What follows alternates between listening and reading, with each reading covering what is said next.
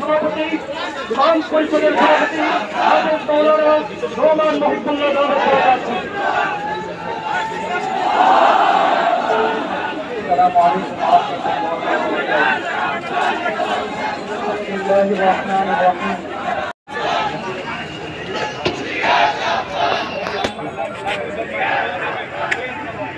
সংগ্রামী সাথী ও বন্ধুগণ, আপনারা জানেন সম্প্রতি ইসলামের দুশমন, নবীর দুশমন ফ্রান্স সরকার রাষ্ট্রীয়ভাবে আমার রাসূল সাল্লাল্লাহু আলাইহি ওয়াসাল্লামের ব্যঙ্গচিত্র প্রদর্শন করে নবীজিকে অবমাননা করেছে।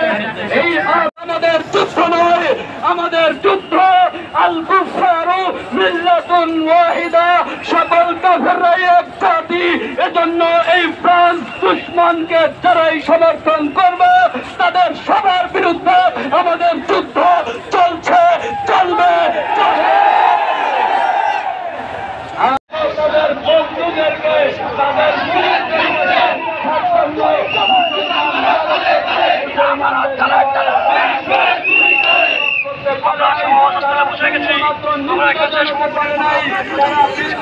প্রতিবাদ করতে পারে নাই, তারা নীরব দর্শকের ভূমিকা পালন করে আমাদের